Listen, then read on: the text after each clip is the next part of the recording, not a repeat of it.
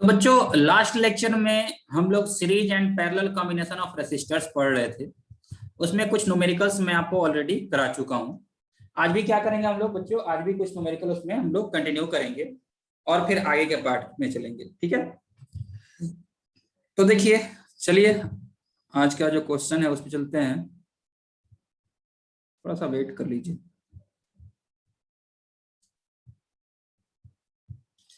एक सिंपल सा क्वेश्चन बच्चों मैं आपको देता हूं।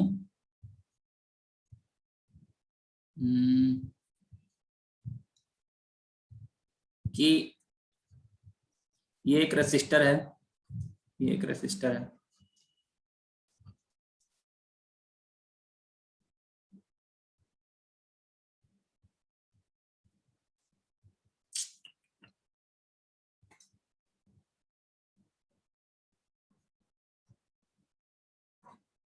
ऑल रेसिस्टर इज ऑफ 10 ओम।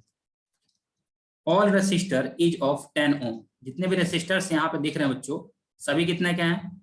सभी 10 ओम के। ये भी 10 ओम का है, ये भी 10 ओम का है।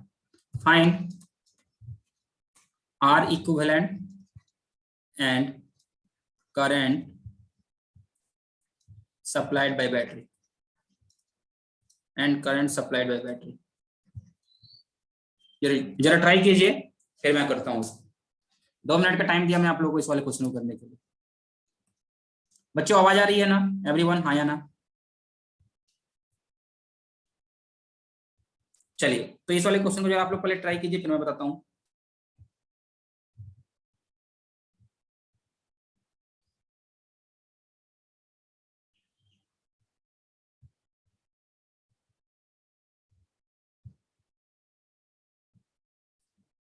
क्या किया जाएगा इसमें?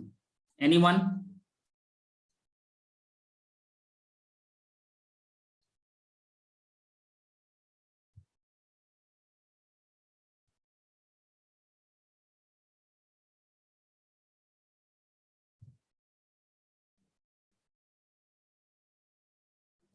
कोई कुछ सजेस्ट करना चाहेगा कि हाँ सर ये काम कर सकते हैं?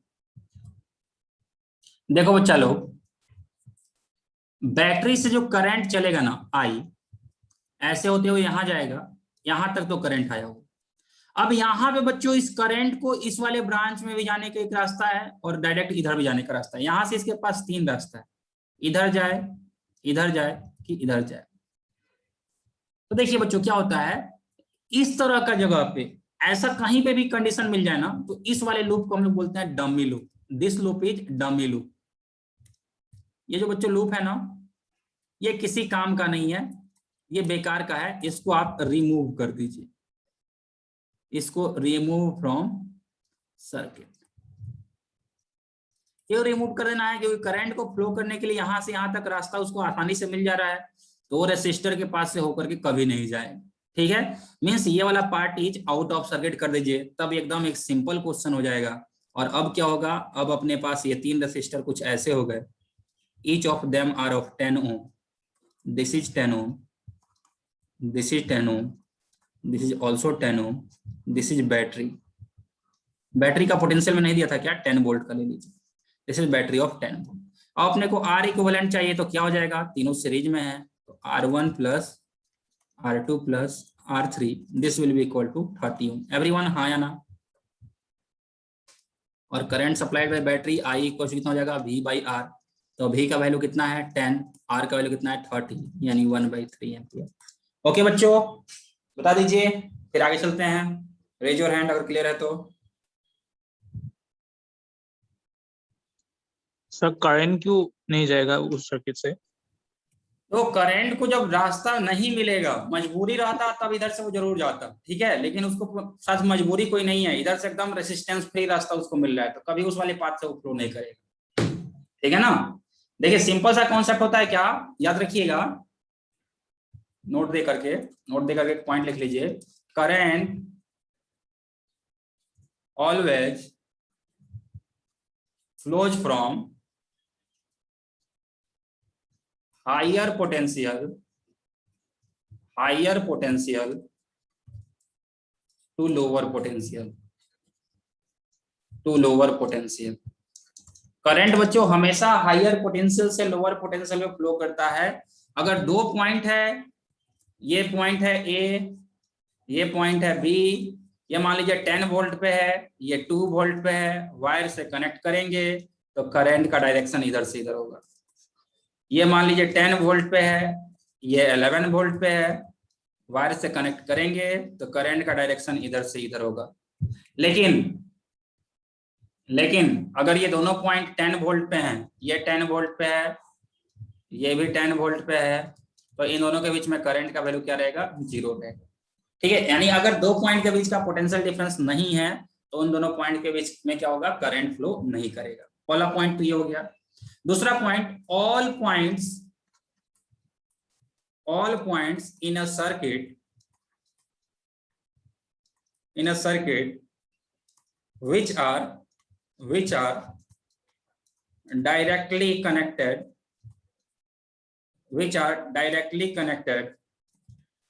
with a conducting wire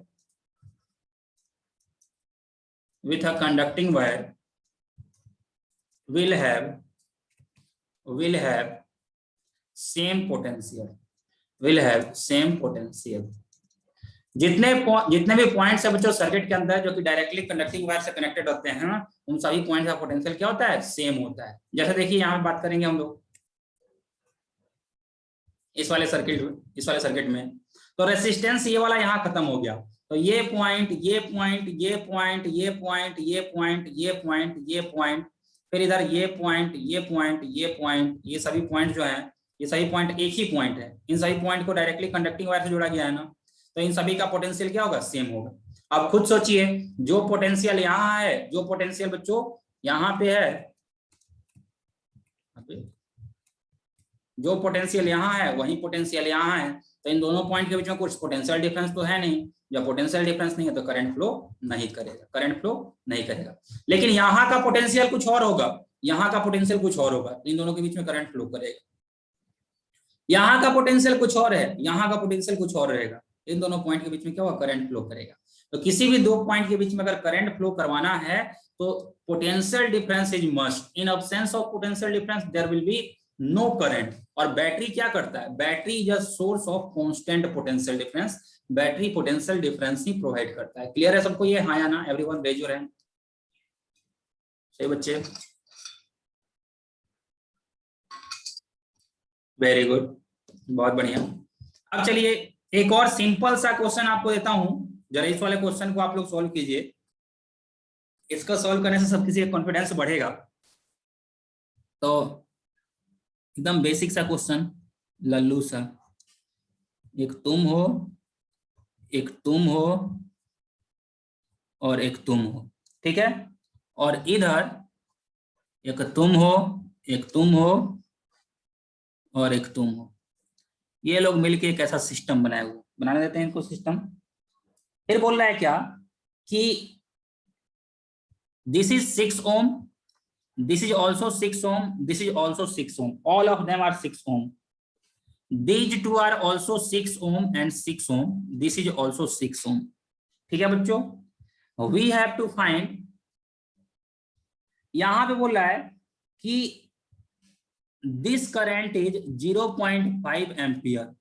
यहाँ पे करंट अगर I1 रहेगा, यहाँ पे करंट अगर I2 रहेगा, यहाँ पे करंट अगर I3 रहेगा, यहाँ पे करंट I4 होगा, यहाँ पे करंट I5 होगा, यहाँ पे करंट I6 होगा। तो we have to find I1, we have to find I2, we have to find I3, we have to find I4, we have to find I5 and we have to find I6। Okay बच्चों, सबने question लिख लिया क्या? ये रहा आपका सामने question.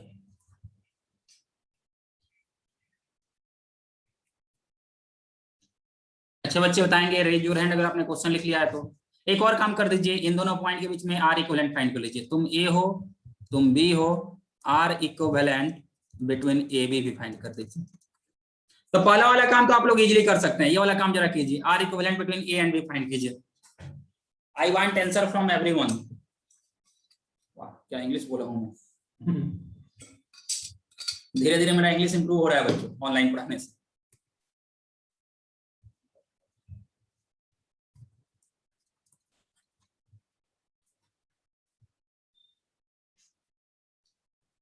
Jishnu बन जाएगा, कस्तूरी, कंगना,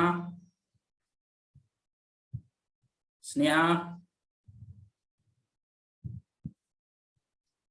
चलिए कोशिश कीजिए।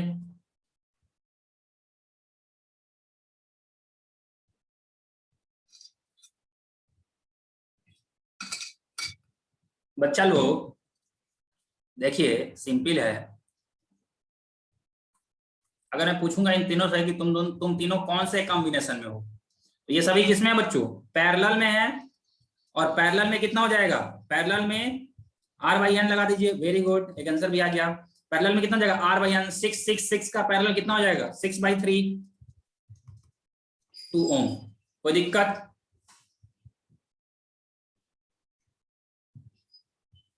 फिर ये दोनों किस में है, ये दोनों बच्चों, ये दोनों सीरीज में है। तो अगर ये दोनों सीरीज में है तो इनका R इक्विवेलेंट कितना हो जाएगा, जोड़ दीजिए, 12 ओम। और 12 और 6 किस में हो जाएगा, 12 और 6 पैरेलल में हो जाएगा। तो 12 और 6 फिर से पैरेलल में है, तो इनका R इक्विवेलेंट हो जाएगा R1 R2 by R1 plus R2। कितना हो जाएगा, R1 कितना है 12, 12 into 6 by R1 plus R2 कितना हो जाएगा 18, 6 तिरका 18, 3 चौका 12, 3 चौका 12। यानी सिंपल हो गया क्या, ये वाला 2 है, ये वाला 4 है। This is 2 ohm and this is 4 ओम। तो R equivalent between A and B is 6 ओम। सही बच्चे, हाँ या ना, रेज योर हैंड। ये विजुअल था कि नहीं था, क्लियर है सबको? 12 गुना 6 बाई 18, 6 तिरका 18, 3 चौका 12, ओके ठीक है। इतना तो सब, इतना में कोई किसी को दिक्कत नहीं होगा। अब यहाँ पे आते हैं, यहाँ पे करंट का डिस्ट्रीब्यूशन बच्चों करते हैं। सेकंड पार्ट ऑफ क्वेश्चन पे आते हैं। सेकंड पार्ट ऑफ क्वेश्चन क्या बोल रहा है कि करंट जो है, यहां से करंट आया है 0.5, तो इसको कितना मिलेगा, इसको कितना मिलेगा, इसको कितना मिलेगा। अब तीनों रेसिस्टर तो आपस में इक्वल है ना, जब तीनों आपस में इक्वल है तो तीनों को इक्वल वैल्यू मिलेगा। और वो कितना होगा, तो हम बोल सकते हैं I1 equals to I2 equals to I3 equals to I/3। अब I का वैल्यू कितना था 0.5/3, इसको हमने 3 इक्वल पार्ट में बांट दिया, सबको दे दिया। कितना हो जाएगा 0.3 बन जाए 3, 3 6 जा 18, 0.166 एम्पियर। एवरीवन हाँ या ना, ये तीनों मिल गया। सही बच्चे, सभी बच्चे, वेरी गुड। अगला काम क्या है, I4 I5 I6। I4 तो ये वाला है। अब I4 क्या हो जाएगा, अब फिर से इधर से कितना आया, इधर से आया I1, इधर से कितना आया, इधर से आया I2, इधर से कितना आया, इधर से आया I3। अब तीनों आके मिल जा रहे हैं ना, तो I4 कितना हो जाएगा, I4 will be equal to I1 plus I2 plus I3, और इसका वैल्यू कितना होगा 0.5 एम्पियर। बोलो हाँ या ना, रेज योर हैंड। अच्छा बच्चों, वेरी गुड। अब इसके बाद का काम देखिए, इसके बाद जो है सो क्या है, इसके बाद कुछ ऐसा है, कैसा है, तो ऐसा है, कैसा है, ऐसा है। इसके बाद देखिए बाद वाला सर्किट जो है वो कुछ ऐसा है।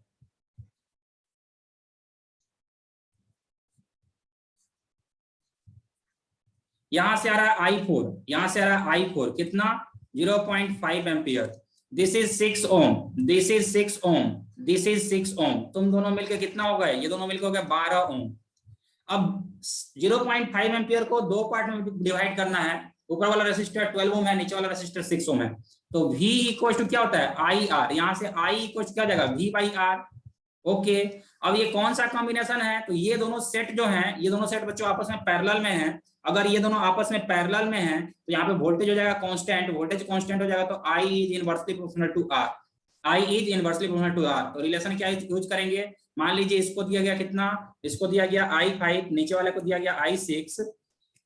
अगर इसको हम लोग बोल दिया बच्चों I5, इसको हम लोग दिए हैं I6, तो I5 कितना हो जाएगा, I5 will be equal to, inverse का रिलेशन चलना है, तो I5 will be equal to R6 divided by R5 plus R6 whole multiplied by I। तो R6 कितना, इसके अलावा चाहिए ना, तो इधर वाला रेजिस्टेंस रखेंगे ऊपर 6 डिवाइड बाई 6 प्लस 6 कितना 12, ये है 12 और प्लस 6 कितना हो जाएगा 18 इनटू टोटल करंट कितना था 0.5, 6 तिरका 18, यानी कितना मिलेगा बच्चों, ये मिलेगा 0.5/3। क्लियर, हाँ या ना एवरीवन, बता दीजिए। ठीक है, तो इस वाले करंट मिल गया I5। अब सिमिलरली हम लोग फाइंड कर सकते हैं क्या I6 कितना हो जाएगा, I6 will be equal to R5 divided by R5 plus R6 whole multiplied by incoming current that is I4। R5 तुम कितना हो, I6 चाहिए, R5 बोला मैं हूं 12, बहुत बढ़िया, तुम हो 12 और R5 प्लस R6 हो जाएगा कितना 18, ये हो जाएगा 18 इंटू 0.5 यानी 0.5 इंटू 2/3। बच्चों हाँ या ना, raise your hand everyone, everyone clear है ये तो raise your hand, very good. अब चलते हैं आगे, कहां चलते हैं बच्चों, अब आगे चलते हैं। तो ये देखिए अगला वाला जो पार्ट है बच्चों, आवाज क्लियर आ रही है सबको, किसी को कोई दिक्कत नहीं आ रहा है आवाज वगैरह में, वॉइस वगैरह में? ओके चलिए आगे चलते हैं अगला क्वेश्चन पे। अगला क्वेश्चन एक बहुत ही अच्छा क्वेश्चन है, ये इनफिनाइट लैडर वाला क्वेश्चन है, तो ध्यान से सीखिए इसको। ये बोल रहा है कि इस तरह का एक कॉम्बिनेशन है, एक रेसिस्टर यहां लगा हुआ, ये स्ट्रेट लाइन है नीचे, एक रेसिस्टर यहां है, अगला रेसिस्टर यहां है, फिर अगला वाला यहां है, फिर अगला वाला यहां है, फिर एक यहां है, फिर ऐसे ऐसे, और ये जो सिस्टम है ना, ये कहां तक जा रहा है बच्चों, ये सिस्टम जा रहा है इनफिनाइट तक, ये सिस्टम जा रहा है इनफिनाइट तक। All resistors are of R ohm, जितने भी रेसिस्टर हैं बच्चों सभी के सभी कितने के हैं, R ओम के हैं। This is point A, this is point B, we have to find R equivalent between A and B, यानी A और B पॉइंट के बीच का R इक्विवेलेंट फाइंड करना है। ठीक है, तो पहले क्वेश्चन नोट कर लीजिए, फिर इसको सॉल्व किया जाएगा।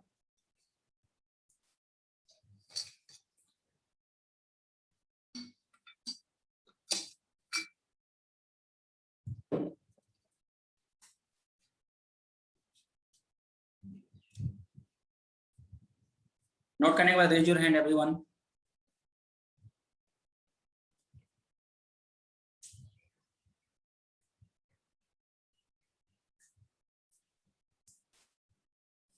वेरी गुड, बाकी बच्चे भी जल्दी से नोट कर लें।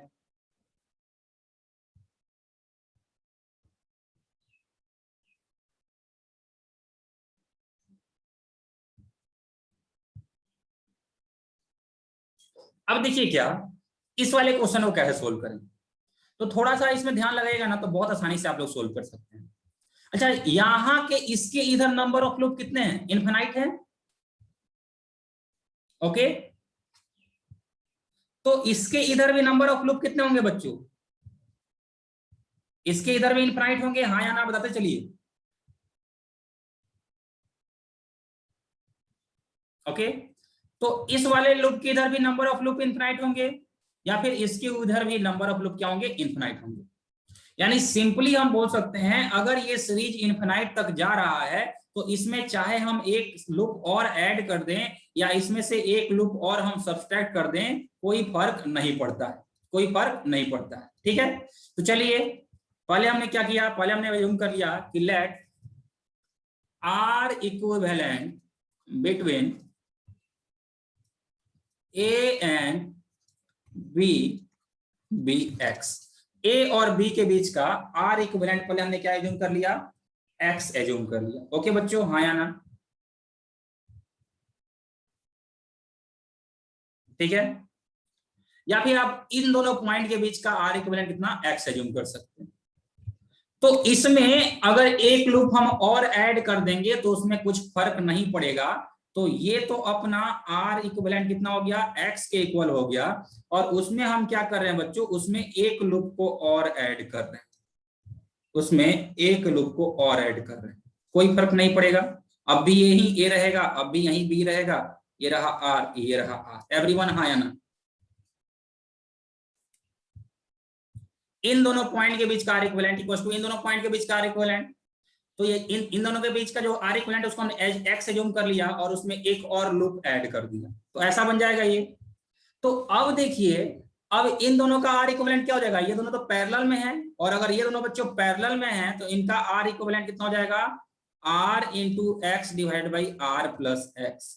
और ये फिर ये पूरा का पूरा सिस्टम जो है वो आर के साथ किस में है, आर के साथ सीरीज में है ये, तो हम लिख सकते हैं कितना, R plus R X divide by R plus X, this is equal to final R equivalent between A and B, and this R equivalent is equal to X. Everyone हाँ या ना बता दीजिए।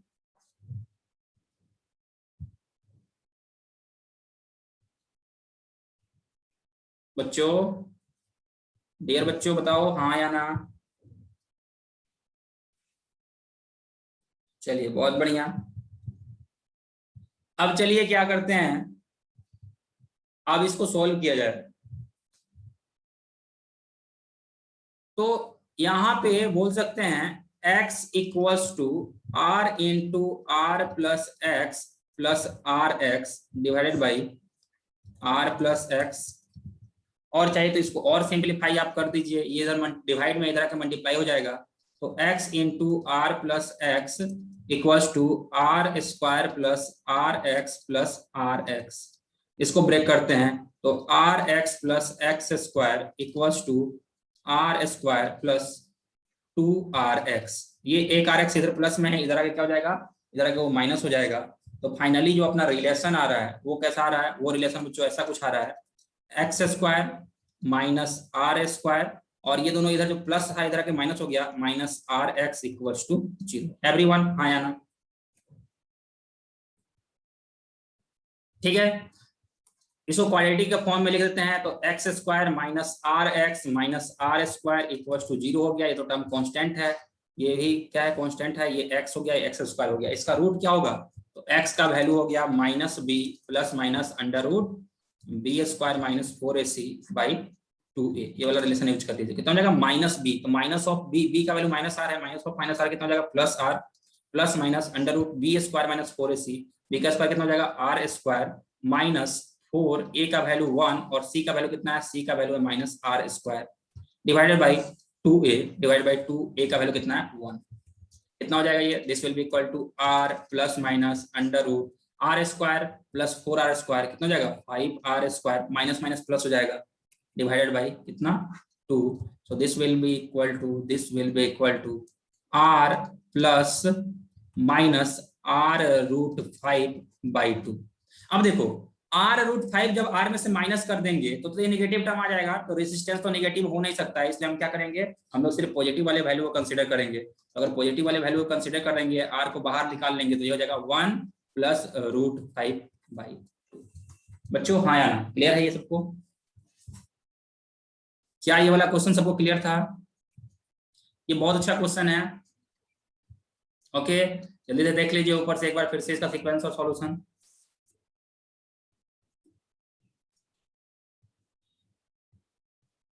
ओके आगे चलें, अब किसी का नोट करना बाकी रह गया, जल्दी से नोट कर लीजिए इसको।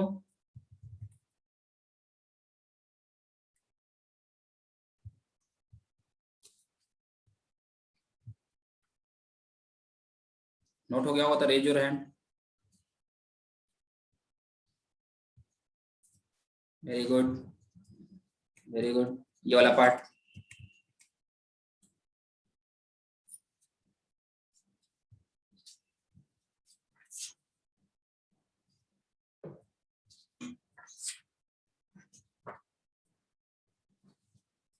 ठीक है, ये वाला पार्ट जल्दी से लिख लीजिए।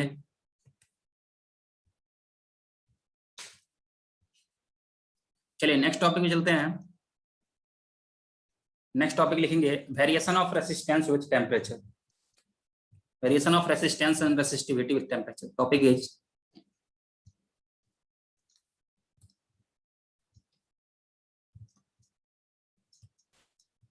Variation of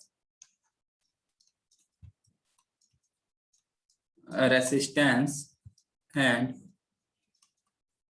resistivity with temperature। Temperature के साथ साथ कैसे रेसिस्टेंस और रेसिस्टिविटी जो है वो वेरी करता है। डायरेक्ट बच्चों मैं इसका फॉर्मूला लिखा दे रहा हूँ, फॉर्मूला याद रखिएगा, न्यूमेरिकल आएगा तो उस पर डायरेक्टली आप लोग बना सकते हैं। और rho equals to rho not into 1 plus alpha delta theta या अल्फा डेल्टा टी वाला ये वाला रिलेशन लिख लीजिए। Rho equals to rho not into 1 plus alpha delta T where rho not equals to resistivity at temperature T1, rho equals to resistivity at temperature T2, alpha equals to coefficient of इसको लिखे thermal coefficient, alpha equals to temperature coefficient, alpha equals to temperature coefficient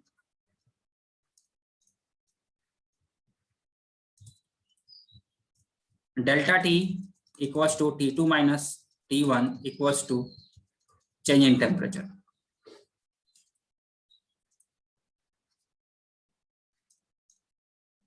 everyone हाँ या ना? Note हो जाएगा तो raise your hand. Very good. और बच्चों सिमिलर रिलेशन फॉलो करता है कौन? तो सिमिलर रिलेशन फॉलो रेसिस्टेंस भी करता है। रेसिस्टेंस का रिलेशन क्या हो जाएगा? R equals to R not into 1 plus alpha delta T. R equals to R not into 1 plus alpha delta T. R equals to यहाँ पे क्या है? R equals to resistance. R equals to क्या है बच्चों? R equals to resistance. Note कर लीजिएगा।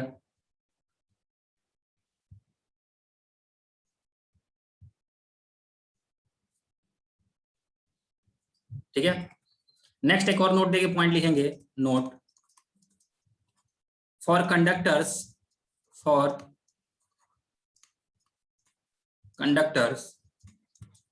with increase in temperature, for conductors with increase in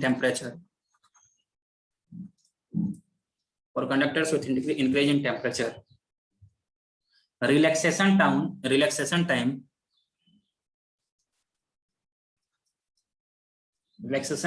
decreases as collision increases, as collision between electrons increases, hence resistance increases। ठीक है, मान लीजिए कि ये छोटा सा जगह था बच्चों और इसमें बहुत सारे लोग भरे हुए थे, बहुत सारे लोग इसमें भरे हुए हैं, एकदम बहुत सारे लोग, बहुत सारे, ये भी है, ये ऊपर से देखने में सिर्फ लोग ही लोग दिख रहे हैं। और सभी क्या कर रहे हैं? सभी डांस कर रहे हैं, होली वाला डीजे वाला डांस कर रहे हैं ये लोग। ठीक है ना, ये सभी लोग हैं बच्चों, ये क्या कर रहे हैं? ये सभी डांस कर रहे हैं। तो थोड़ी देर पहले क्या था? एक नॉर्मल कोई भी गाना बज रहा था और उसमें सबके डांस करने का मूड नहीं था, तो इन लोगों का इतना ही दूर में नॉर्मली अपना डांस करते रहेंगे। लेकिन अचानक कोई, मान लो कोई बहुत जोशीला गाना बजने लगा, सबको डांस करने का उससे मन करने लगा, तो फिर क्या होगा? नंबर ऑफ कोलिजन बढ़ जाएगा ना। इतने दूर में जितने लोग हैं सभी आपस में बहुत ज्यादा तेजी से टकराएंगे, और जब बहुत ज्यादा तेजी से टकराएंगे तो नंबर ऑफ कोलिजन जैसे ही बढ़ेगा, रिलैक्सेशन टाइम क्या होगा बच्चों? रिलैक्सेशन टाइम डिक्रीज हो जाएगा। और रिलैक्सेशन टाइम अगर डिक्रीज हो जाएगा तब जो इलेक्ट्रॉन आगे बढ़ रहा था उसको आगे बढ़ने में और ज्यादा डिफिकल्टी फील होगी। मेटल के अंदर यही होता है। मेटल के अंदर जैसे यहाँ पे लोग डांस कर रहे थे, मेटल के अंदर क्या है? मेटल के अंदर इलेक्ट्रॉन्स डांस कर रहे हैं, वो मस्त अपना घूम रहे हैं। लेकिन टेम्परेचर अगर इंक्रीज हुआ तो ये थर्मल काइनेटिक एनर्जी गेन करेंगे, और काइनेटिक एनर्जी गेन करेंगे तो और तेजी से ऑसिलेट करेंगे, तेजी से कोलाइड करेंगे, नंबर ऑफ कोलिजन बढ़ गया, रिलैक्सेशन टाइम डिक्रीज हो गया। जैसे ही बच्चों रिलैक्सेशन टाइम डिक्रीज होगा, इनका क्या होगा? इनका ड्रिफ्ट वेलोसिटी डिक्रीज हो जाएगा और रेसिस्टेंस क्या हो जाएगा? इंक्रीज हो जाएगा। तो याद रखिएगा, टेम्परेचर के इंक्रीज करने से रिलैक्सेशन टाइम डिक्रीज हो जाएगा, ड्रिफ्ट वेलोसिटी की पे क्या फर्क पड़ेगा? ड्रिफ्ट वेलोसिटी पे डिक्रीज हो जाएगा, और रेसिस्टेंस क्या होगा? रेसिस्टेंस इंक्रीज हो जाएगा। This VD is for drift velocity. Everyone हाँ या ना? सही बच्चे, हाँ या ना? बहुत बढ़िया, वेरी गुड। तो ये हो गया टेम्परेचर कोफिशिएंट वाला बात। अगला टॉपिक चलते हैं। नेक्स्ट टॉपिक क्या है? तो नेक्स्ट टॉपिक तुम क्या हो? नेक्स्ट टॉपिक बोला मैं हूं कार्बन कलर कोडिंग। ठीक है, इस बार तो बच्चों सिलेबस से निकाल दिया था सीबीएसई ने इसको, लेकिन तुम लोग के टाइम में तो पूरा सिलेबस आएगा मेरे ख्याल से। और ऐसे भी नीट एंड जेईई ने अपने सिलेबस से नहीं निकाला है, अपने को पूरा पढ़ना पड़ेगा। ठीक है, तो लिखिए colour coding of resistors, colour coding of resistors, colour coding of resistors. ठीक है, नोट कर लीजिएगा टॉपिक पहले। इसमें लिखिएगा colour coding method is used to, colour coding method, color coding method is used to determine resistance of carbon resistor, resistance of carbon resistor, ये लिख लीजिए। एंड एक और पॉइंट लिखेंगे, carbon resistors are widely used in, carbon resistors are widely used in electronic circuit,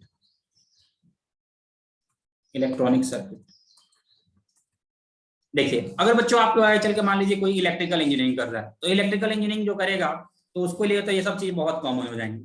ठीक है, क्या होता है अगर आप किसी भी इलेक्ट्रिकल सर्किट को देखिएगा, जैसे आपके घर में अगर मान लो किसी पुराने टीवी की इसको मदरबोर्ड को आप देखते हैं तो उसमें लगता है ग्रीन कलर का बोर्ड रहता है, अंदर से टूटा हुआ, अब जो पार्ट देखेंगे अंदर से खुला हुआ टीवी देखेंगे आपको दिखेगा उसमें ग्रीन कलर का बोर्ड होता है और बहुत सारे छोटे छोटे एलिमेंट्स लगे होते हैं, कुछ उसमें कैपेसिटर होते हैं, कुछ डायोड होते हैं, बाकी भी बहुत सारे एलिमेंट होते हैं, उसमें कुछ रेसिस्टर्स भी होते हैं। ये सभी आपने देखा है क्या? ये ग्रीन कलर वाला बोर्ड सबने देखा है कि नहीं देखा है? बच्चों देखा है तो रेज योर हैंड। ओके, अब इसमें बहुत सारा रेसिस्टर भी होता है। अब मान लो कि एज एन इंजीनियर आपको एक पर्टिकुलर रेसिस्टेंस की जरूरत है, आपको 0.2 वोल्ट चाहिए, 2 ओम का रेसिस्टर चाहिए, 5 ओम का रेसिस्टर चाहिए, 20 ओम का रेसिस्टर चाहिए, एक फिक्स वैल्यू का आपको रेसिस्टर चाहिए। तो वहां पे आप एमीटर या सब कुछ लगा के चेक तो नहीं करेंगे, वहां पे तो उसका रेसिस्टेंस आप कैलकुलेट नहीं करने जाएंगे, आपके सामने बहुत सारा रेसिस्टर पड़ा रहेगा, उसमें जरूरत वाला जो भी रहेगा उसको आप लेकर के उसमें ऐड कर देंगे। तो वहां पे आपको रेसिस्टेंस इजीली कैलकुलेट करने आना चाहिए। कैसे कैलकुलेट करेंगे? तो बच्चों जो रेसिस्टर होता है ना उसके ऊपर डिफरेंट कलर के मार्किंग लगे रहते हैं, अलग अलग कलर के मार्किंग लगे रहते हैं। With the help of that colour आप क्या कर सकते हैं, वो डिसाइड कर सकते हैं। अब देखिए वो मार्किंग कैसा होता है, तो मार्किंग कुछ ऐसा होता है बच्चों, जैसे मान लीजिए कि ये जो है ये रेसिस्टर है, ऐसा कुछ एक रेसिस्टर है, यह बच्चों क्या है, यह एक रेसिस्टर है। ठीक है, इस पे डिफरेंट कलर्स रहेंगे। चार जनरली क्या होते हैं, जनरली 4 कलर होते हैं।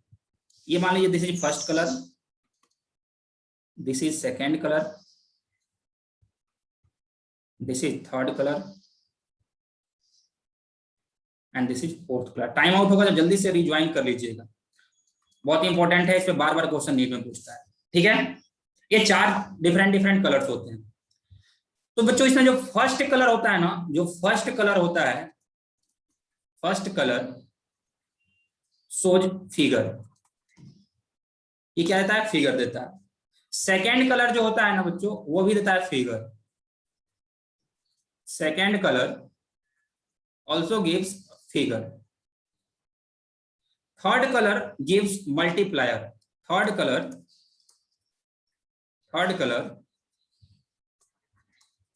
gives multiplier and fourth color gives tolerance, fourth colour gives tolerance. ये डायग्राम बनाइए पहले सब कोई, और ये 4 पॉइंट्स लिखिए। सब क्या होता है मैं समझाता हूँ। 4 कलर हैं, पहला कलर क्या देता है, पहला कलर फिगर देता है, दूसरा कलर भी फिगर देता है, तीसरा कलर मल्टीप्लायर देता है एंड चौथा कलर टॉलरेंस देता है।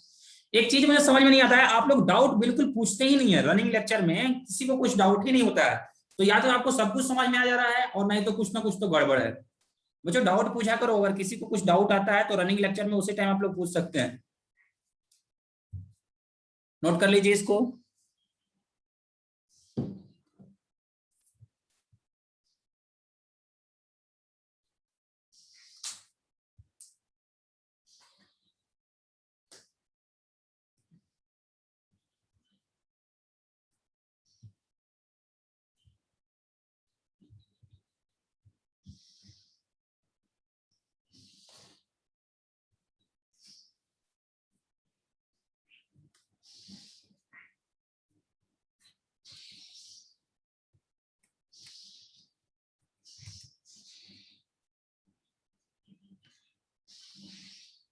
चलिए अब देखिए, आपको मैं कुछ सीक्वेंस लिखा रहा हूं, ये सारे सीक्वेंस सबको रटने होंगे, ठीक है। रटने नहीं होंगे, इसका रटने का ट्रिक मैं बता दूंगा आप लोगों को, डोंट वरी अबाउट दैट। जैसे पहला नंबर क्या रहेगा, इधर रहेगा, इधर रखेंगे हम लोग सीरियल नंबर, इधर क्या रखेंगे, इधर रखेंगे कलर, इधर रखेंगे फिगर, और इधर रखेंगे मल्टीप्लायर। सीरियल नंबर कहां से स्टार्ट हो रहा है, तो 1 से लेकर के 10 तक, 1 2 3 4 5, ऐसे से आगे चलते जाएंगे, 6 7 8 9 और लास्ट में आ जाएगा 10, ठीक है। ये 10 सीक्वेंस हो गए, 10 सीरियल नंबर हो गए। उस कलर की बात करेंगे तो पहला कलर होता है ब्लैक, फिर brown, black brown, then red, then orange, black brown red orange, then yellow, yellow के बाद ग्रीन, देन ब्लू, ब्लू के बाद violet, then grey, then white, last में क्या होता है, व्हाइट, ठीक है। फिगर देखिए, सीरियल नंबर 1 से चालू हुआ था, फिगर 0 से चालू होगा, 0 1 2 3 4 5 6 7 8 9, 8 9, दिस इज 9। और मल्टीप्लायर की बच्चों बात करेंगे तो मल्टीप्लायर कुछ ऐसे चालू होता है, ये चालू होता है 10 raise to 0, 10 raise to 1, 10 raise to 2, 10 raise to 3, 10 raised to 4, 10 raised to 5, 10 raised to 6, 10 raised to 7, 10 raised to 8, 10 raised to 9, ये 10 raised to 8, ठीक है। ये पूरा का पूरा वैल्यूज आप लोग लिखिए पहले।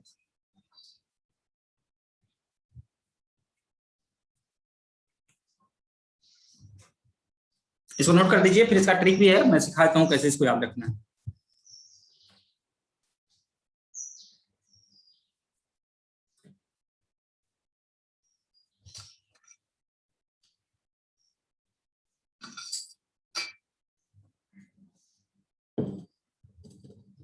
Very good.